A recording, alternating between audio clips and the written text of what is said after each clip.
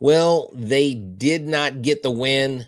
Arrighetti wasn't that sharp, but they got some good hits. Carlos Correa led off. They get a day off before they head to the Bronx. We're going to talk about this. And is Cam Smith a contract extension away from doing what Ramon Anthony's doing in Boston? Let's go. Jainer Diaz, this is Locked On Astros. Hello and welcome to Locked On Astros, your daily Astros podcast. Here are your hosts, Eric the Man Huysman and Brett H-Town Wheelhouse Chancey.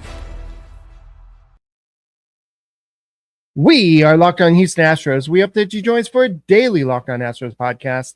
My name is Eric Huysman. You can find me on X at Eric Talks Stros. You can find Brett H-Town Wheelhouse. You can find us. We both have 18 years of combined experience of doing podcasts, and we go ahead and break things down for you, whether it's who's coming up, who's going down, trades, whatever goes on during off season, getting ready for postseason. We keep it real on the Locked On Astros podcast. Thank you for making Locked On Astros podcast your first listen every day, whether it's on YouTube. Go ahead, subscribe to us. Go ahead and make this first listen.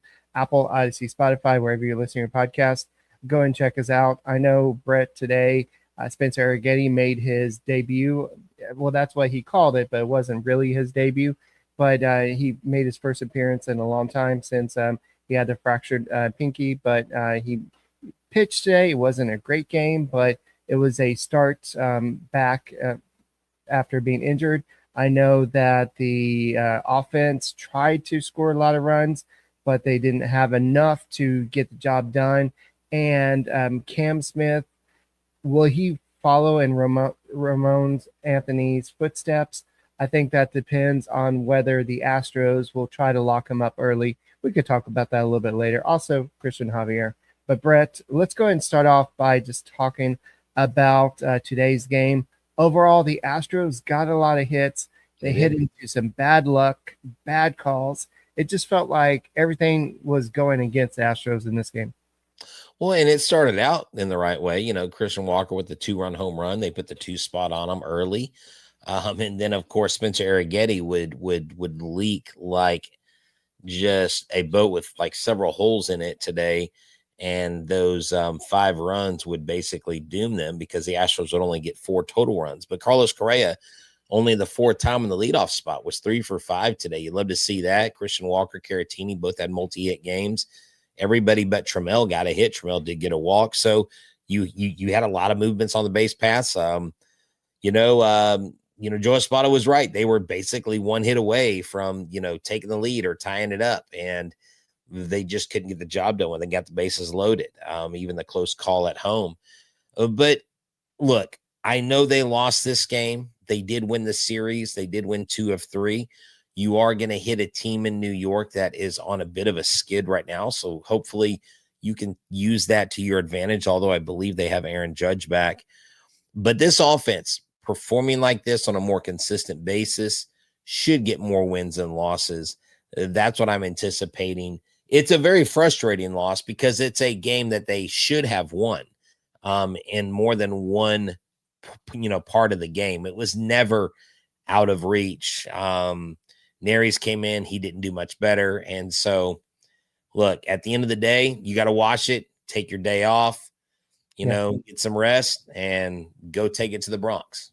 A lot of people are wondering, why did Jeremy Pena not start in this game? This is part of the plan. He is fine. He's coming back from the rib injury, but this is part of the process. They're going to go ahead and have him start a lot of games, but at the same time, they're going to go ahead and make sure that he is ready. He's not starting every day, and they're going to go and bridge the gap. And what I liked about today's game, Correa led off. This is something that he hasn't done a lot in his career, but also he had the option of potentially playing shortstop, but he wanted to play third base. He wanted to stay in the rhythm of playing third base. He wanted to get more reps, and he wanted to get comfortable out there. And you have to like the fact that this guy that's been playing shortstop for most of his life, he has the option of playing shortstop, something that he's comfortable in. He stayed at third base, and it helped him in today's game. Like you talked about earlier, he had 3 hits in this game. At one point, he was 3 for 4. finished to 3.5, but he had 1 RBI in today's game, but he's looking pretty good back with the Houston Astros. And so overall, Correa, by the way, I went out and bought this Carlos Correa jersey. Oh, I thought it had a number on the front of it. Actually, I've had this for about 8 years or so. I was about to say, hey, you know what? Everybody that sold their Correa gear, they probably wish they had it back. But that's the thing, Eric. I mean, everybody's excited about it. Look, we got Frodo Baggins listening to the show. That's pretty cool. Wonder if he's been to Mordor lately. But sometimes the Astros runs and RBIs seem to be in somewhere like that in the Middle Earth. But having Carlos Correa back is pretty exciting. I don't know. Have you seen the promo they're running where I think it's an older video where Carlos is leaving the clubhouse and walking onto the field? It's almost like their return, I mean, they're going to make this epic. And I don't have any plans currently to go to Monday's game, but since we have game time, I might just have to create another account and get that $20 off because, first time buyers get that $20 off. So I may have to do that and go Monday night just because I kind of want to be a part of the hype, Yeah, that may be a good idea. But the Astros were basically 50% with runners in scoring position the night before. And in this game, they were 4 for 13 with runners in scoring position in this game. They stranded 9 runners on base. It was frustrating. Like you mentioned, the close play at home plate, and then Dubon, it looked like in the 8th inning, he was going to get one over the second baseman's head. And then he made a great catch. And it just seemed like every time they got bases loaded or something happened, the Marlins played good defense. This is something opposite of what they were doing in the first 2 games. So sometimes the other team just plays better. And that's what happened in this game. The Astros are a much better team, but in today's game, the Marlins played good baseball. Right. So, they were 4 for 13. That's not terrible with runners in scoring position, right? Oh, I know. They did leave 9 on base, but like I said, it's just a frustrating loss as a fan because this is a game that you could have had. This is a team that you should have swept. And even as ungreat as Arrighetti was out there, you still had the offense scratching and clawing for runs. And so that's what I like to see. We need to see more of it, but it obviously needs to result in a victory, not in an almost win, Right. Even Josh Miller got thrown out of this game because he's arguing a pitch strike 3 called. And I think it was Cam Smith with the bases loaded. And I remember yelling at the screen myself. I'm like, you got to be kidding me. And it was just frustrating. He was yelling at a check swing that they didn't call a strike on the Marlins. And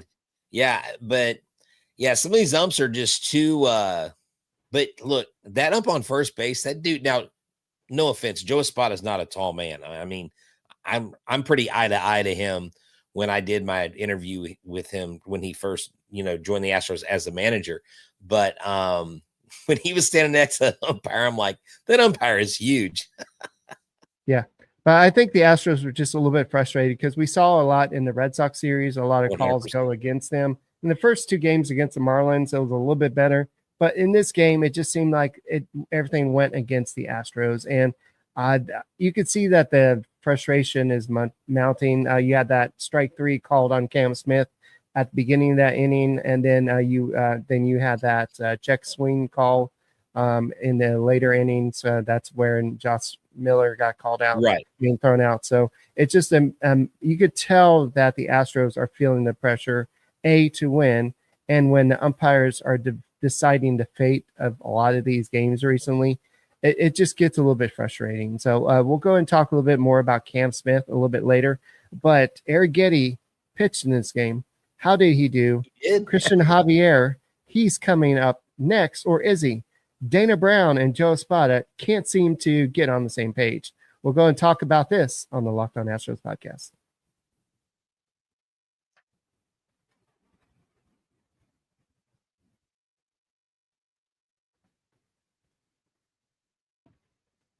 Brett, I believe you're muted or something. This episode is brought to you by Prize Picks, a daily fantasy platform that lets you turn your football predictions into real rewards.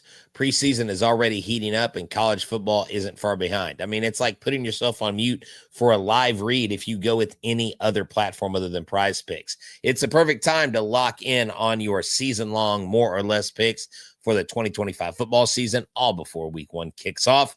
You know, I've already made a few season-long picks. Josh Allen for more than 27.5 touchdowns feels like a solid shot. Preseason picks helps me get the feel for how the year could go. It's like a fun warm-up for the full season. The flex play option is a total game changer. Even when one of your picks misses, you still doubled your money. So download the Prize Picks app today and use the code LOCKEDONMLB to get $50 in lineups after you play your first $5 lineup. That's code LOCKEDONMLB to get $50 in lineups after your first $5 play. Prize Picks, run your game.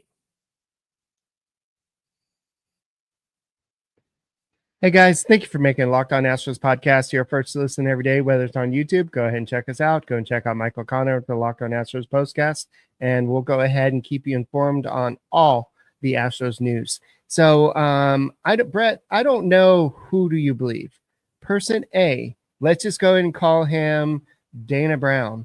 Basically said, went on Sports Talk 790 today and said that he thinks that Christian Javier is going to get one more start in AAA. And then person B, let's just call him Joe Espada, said that he thinks that the next start for Christian Javier is going to be with the Houston Astros during the homestand. You didn't have to say, hold on. You didn't have to say person A or person B because you literally said their name. Come on, man. I just went with it. I didn't mean to, and I just went with it the second time.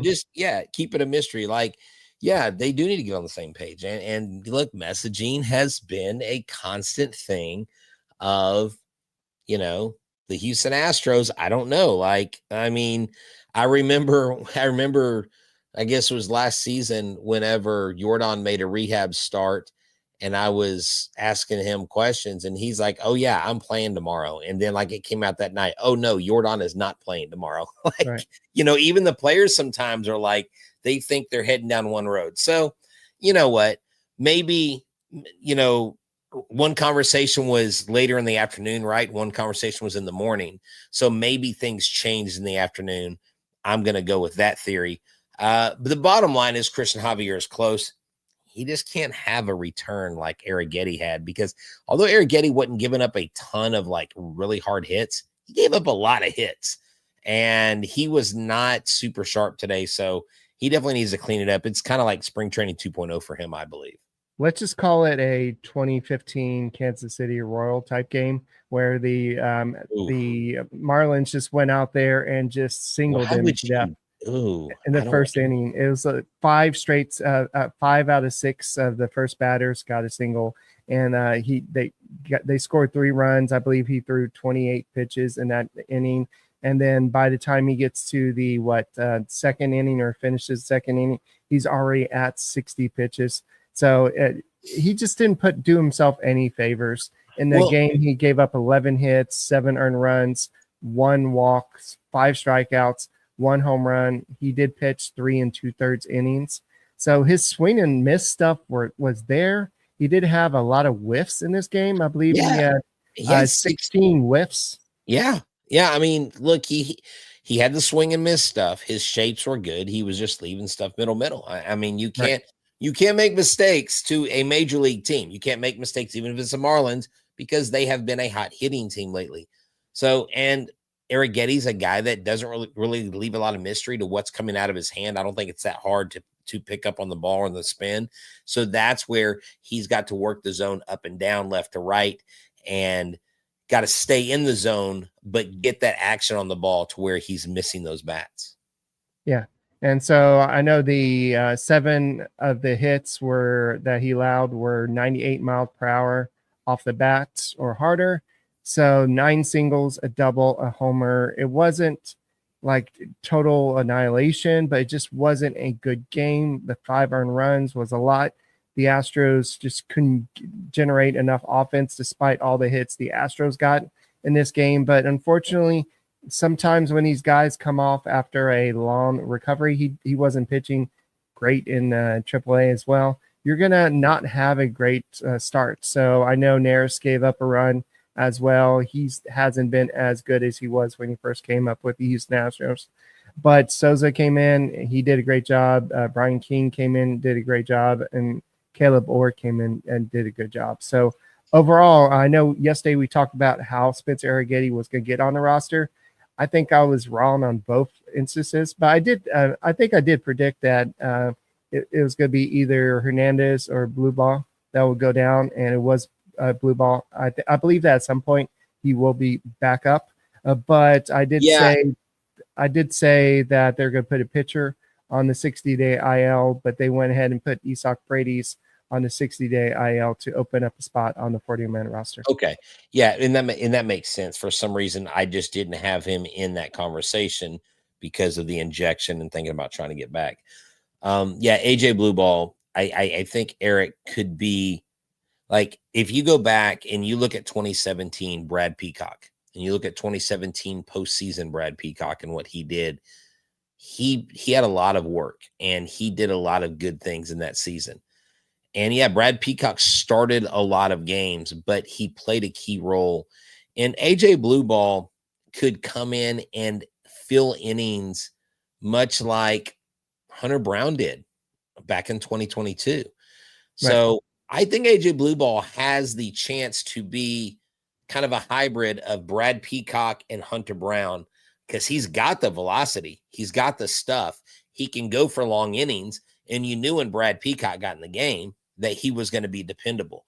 So I think you take the strength and the velocity of Hunter Brown and you take the body of work that Brad Peacock has. And that's what I think AJ Blue Ball can become if he's able to fit in that kind of role.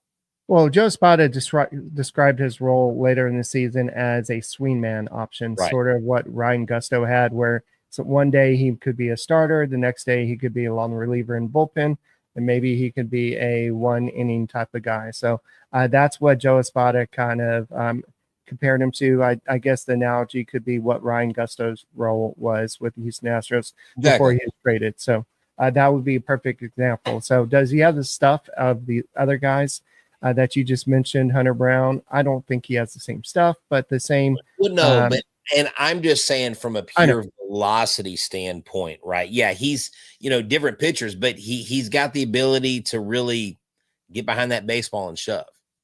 Yeah, I agree with that. So I think that the Astros have some options. They're going to be getting Christian Javier back in either one start, if you listen to GM, or 0 starts, if you listen to the manager. So we'll see what happens, but I know that in the last appearance for Christian Javier, it was his 5th minor league rehab outing. He pitched 3 2/3 innings. He threw 77 pitches, 43 of them were strikes, 2 hits allowed, 4 walks, and 6 strikeouts. So overall, the walks were kind of alarming, but you don't really read too much into that. He's just trying to get a feel for his pitches and everything. And Joe Espada said the stuff was good. A few walks. I'm waiting to talk to him this morning to see how he feels, but he came out saying that he feels very good. So that's important. No, that's the thing. And like I mentioned before, it's about checking those boxes, Eric. How does he feel tomorrow? It's an off day. Also because of what he did or didn't do in this outing, how does he then the next start go out and make adjustments? Because you analyze your game, you see where your pitches are being thrown, you see the 16 swings and misses. You just got to go hyper focus on those balls that were getting hit, even the soft infield hits. Because the more guys you have on base, the more opportunity you have for that ERA to shoot to the roof. So I trust that Spencer Arrighetti is going to put it together before too long, and he will be one of the guys that helps the Astros down the stretch, because it's getting tighter every single day. Calling Sean Dubin. We need you at some point to come back to play with the Astros, but he's throwing the 2nd day in a row at AAA. So maybe he'll be coming back, and Lance McCullers will be sent on a rehab assignment soon. So there's some other updates about the pitching rotation and pitching staff in general. So guys, in a second, we'll go and talk about the Ramon Anthony extension. Will that affect Cam Smith? Who knows? We'll go and discuss it next. Have you ever decided at the last minute to head to a ball game with friends or family? I know I have, and you know what? Maybe it's game day today, or maybe it's on Monday when Carlos Correa comes back, when you realize you want to be there in the stands. Don't worry about getting the tickets right now. Like, okay, just do this. Download the app. Download the Game Time app, okay? When you go to do your first purchase, you use the code Locked On MLB for $20 off your first purchase. Terms do apply. But with the money you save on tickets, you can splurge on food, drinks. You can get that Carlos Correa jersey because your other one you sent to Goodwill or you sold in a garage sale. So now you got to get a new one. So why not? With the money you save on Game Time app, you get that new Correa jersey. You're repping the H again. That's right. Prices on the app actually drop the closer you get to first pitch. And they've got incredible last-minute deals, clear seat views, and the lowest price guaranteed. That takes a worry out of buying. They also have Game Zone deals, which gives you the best seats in the best section. And they also offer you cancellation protection, one of the best in the business. So take the guesswork out of buying tickets. Use a Game Time app today. Create an account with the code Locked On MLB for $20 off your first purchase. Terms to apply. Again, create an account and redeem the code LOCKEDONMLB for $20 off. Download the Game Time app today. Last minute tickets, lowest prices guaranteed. Hey guys, thank you for making Locked On Astros podcast your first listen every day. Whether it's on YouTube, go ahead and subscribe to us. Go and make us first listen. Apple, Odyssey, Spotify, wherever you listen to podcasts, go and check us out. I know that we're about to talk about Cam Smith. Before we do that, Brian McTaggart just sent a post out, and I wanted to mention this. Offense has been an issue at times for the Astros. During the Boston series, the Astros had 24 hits. Only 5 of them were extra base hits. They scored 5 runs in that series. They had a batting average of .233. In this series, they scored 19 runs. They had 35 hits with 17 extra base hits, and they batted .310. So that's like a Dr. Jekyll and Mr. Hyde type of road trip. You just don't know what you're going to get sometimes with this Astros offense. And I don't know. I know that it was maybe just coming off the Carlos Correa trade. There had to be something of maybe the pitching's probably better in Boston. I mean, but still, why can't they be more consistent? And once Cam Smith fully figures it out, I think they'll get better. Let me propose this theory. Maybe the manager of the Red Sox was up to something nefarious. Maybe they were cheating, Eric. I mean, they're known cheaters. They actually cheated in 2018. No, they didn't bang trash cans. But the guy that got thrown under the bus and fired from Boston, he actually went to LA. He works for the Dodgers now. Guess who suggested they hire him? Mookie Betts. That's right. Sorry, Dodgers, you can't get away from it. But seriously, this talk about Ramon Anthony and Cam Smith, I think it's a conversation worth having, because what the Red Sox did was they locked this kid up, and they did it in a team-friendly way. Now, I want to pull this up, and we'll sit there right next to it. Ramon Anthony. Now, Ramon Anthony has a smaller sample size, so I think his numbers, like average wise, OPS wise, is going to be a little bit inflated, and that's why Cam Smith has twice as many hits. But they're pretty comparable, and I would say that Cam Smith over the long haul of a season, more consistency would be 700 plus OPS. I think Ramon Anthony, he might come down a little bit, but you see there the average 255 for Smith, 283 for Anthony. You've got the 400, 428, 828 slash line, where Cam Smith is 325, 377, 695. Cam Smith does hit a lot of extra base hits. He has 7 home runs for Roman's 2.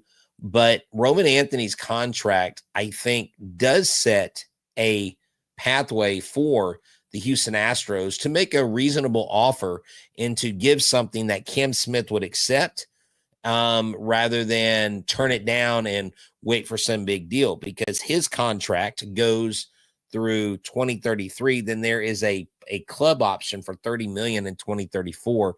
So he signed a 9-year, $160 million deal.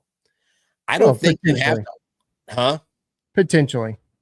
Well, right. But I'm saying that is what the deal was announced as. Okay. Now, Ramon Anthony, if you look at their age, he's only like 6 months older than Cam Smith, or six months younger than Cam Smith. They're essentially the same age. I think you could probably get, because Cam Smith's numbers aren't as great, maybe his ceiling isn't as high, but then again, others may differ in that category. I really think, Eric, you could get Cam Smith instead of the 16.5 of what the luxury tax is, or the over the long term of the contract. Maybe you get Cam Smith at 13 to 14 million. I don't think you can get more than what Ramon Anthony got, but it's definitely a roadmap and a game plan for the Rockets, good Lord, for the Astros to sit there and say, should we go ahead and lock this guy in? I think if they lock Cam Smith in, it will tell you their priority, and maybe Cam Smith gets more locked in. What do you think? I think it just depends on what the Astros will offer, and they basically have to blow him away, because at this point, Cam Smith doesn't really know what he can command on the open market because he's still just a rookie. But the difference is that Anthony, it was the number one prospect going into this year. Everybody kind of knew what he can offer, but nobody really knew what Cam Smith could do because he was basically playing college last year. So, yes, he was a top prospect, but he was not one of the top prospects in baseball. So I think there's a lot more expectations. I think the Red Sox are a little bit more comfortable doing this with only 45 games because our 46 games now, but he's 21 years old. He has that 1.8 B WAR, while Cam Smith has that 1.7 B WAR in 98 games. So I think there's still a chance at some point that the Astros work out a deal. But as we've seen, doing the extensions doesn't always work out for the Astros. Just remember, I'm not going to even bring up Lance McCullers here, but just talk about John Singleton. The Astros tried to do that extension before he even came up, and then that backfired because he was never. But I think that's different because, that's different. He hadn't even come up. I mean, so someone interact with multiple people online as you do, and people are like, well, I think Cam Smith needs to go back down. No, you've already set a precedent. Like he's here to stay. Like when you launched him into the major leagues, the only way you would have sent him back is if you'd have been a really bad something. If you would have done what was it? I think Jackson Holiday did that, where like he came up, he kind of faltered, went back, and now he's back up, and he's been actually pretty good since. But I don't think it's premature to talk about this with Cam Smith, because what does Cam Smith have? He has those 4 years in college. He has excelled, and he's one of the top rookies in the AL. And someone's like, well, why don't we extend Fromber? Why don't we extend these other guys paying you before? Because those contracts are going to cost you a whole hell of a lot more than extending Cam Smith and buying out his 2 years that he has. He basically has 2 years of pre-arbitration left. So you buy out those years and you put in the escalators like they did with Ramon Anthony, $2 million in 26, $4 million in 27, $8 million, then 15, 19, 23, 25, 29. So you can do that with Cam Smith. And even if the luxury tax against your team is 14 to 15 million, that's nothing compared to if you wait and he becomes great.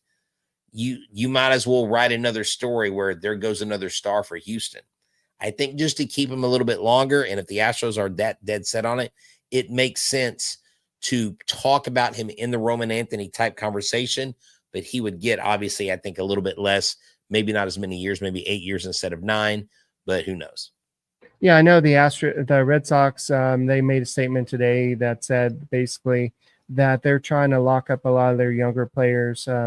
And that's kind of a new way that they're trying to do, especially their stars. They did it Christian Campbell. Now they're doing it with Ramon Anthony. So this is just a course that they're doing. The Astros, it's just not what they do. And as much as we would like for them to do it, it's just they try. It just they can't seem to find the right numbers to make it enticing enough. I know they've done it with Alex Bregman in the past and Jose Altuve, but these guys really wanted to stay in Houston. And even at the end, Alex Bregman ended up leaving because he wanted to go try and make some more money. But then, right. But at this point in his career, it's not about whether he wants to stay or not. He loves it in Houston. You're not concerned about those things when he's in his rookie campaign. you're trying to lock him up like the Braves lock their guys up, like Boston's trying to do. I'm just saying, Brett, that it's not just what the Astros do. They don't go and try to extend their young players like a lot of teams do. But they because they've been burned in the past. But they also don't trade superstars like Kyle Tucker and get back 3 players in return. You know what I'm saying? I mean, this is Dana Brown. This is not those other guys. Okay. This is a new regime, and they don't bring back stars, but they brought back Carlos Correa. So I very much think that this is something, and I'm not saying this because the Astros are actively pursuing it, but I'm saying I don't think it's a conversation that is too far-fetched to have, especially with the amount of success that Cam Smith has had. By the way, for anybody that's saying the Astros should send Cam Smith down, in order for, I know he's probably not going to win the Rookie of the Year, but in order to qualify for that draft pick, let's say Cam Smith has a heck of a season next year and he finishes in the top 3 in MVP voting next year or something like that, or next 2 years, I think the Astros will get a draft pick. So that's only if he stays up a certain portion of the year. So you cannot send him down to AAA because then you'll lose that. And so that's why he's been up here, whether he's been struggling, whether he's been successful, whether the Astros trade for players, he's going to be up here. Yeah. And, even in his struggles, and I know we got to wrap it up. He's shown the ability, Eric, to hit opposite field. Right. He showed pull side power. He showed the ability to be patient at the plate. I mean, so he's shown you everything I think he needs to show you. He moved to a new position as a professional and has excelled at it. So, so I like the idea. I say do that because I think the Fromber thing is a little bit harder. I think the Pena thing is a little bit easier just because I think Pena probably wants to stay here. But that's things we can talk about the rest of the way. What we got to hope for is if y'all watch the Chicago White Sox and the Seattle Mariners tonight, you got to be White Sox fans tonight, okay? Just for this series.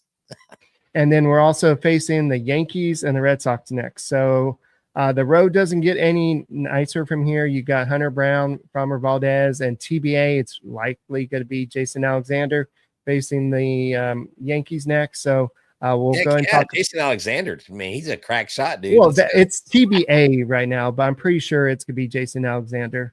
So because I don't know who else. Jason Alexander, Gordon, I guess. Well, but Jason Alexander pitched, though. Didn't he pitch in the first game versus the Marlins? Yeah. So he could pitch on Sunday. Oh, on Sunday. Okay, I'm sorry. Yeah. On Sunday. Okay. Yeah, so it could also be Colton Gordon too. So it just depends on which direction the Astros want to go. So what world are we talking about where we have somebody named Jason Alexander pitching over Colton? Hey, Jason Alexander's done a hell of a job, man. That guy can throw. Colton Gordon just can't throw to right-handers. Yeah. All right, guys, that's all we got for this edition of the Locked On Astros podcast. Thank you for making us your first listen. Apple, Odyssey, Spotify. Go ahead and tune in tomorrow. We'll go ahead and do a deeper look into the Yankees versus Astros series. And hopefully the Astros are able to just do what they did against the Marlins, just win a series. We'll go ahead and see you tomorrow. Go Stros.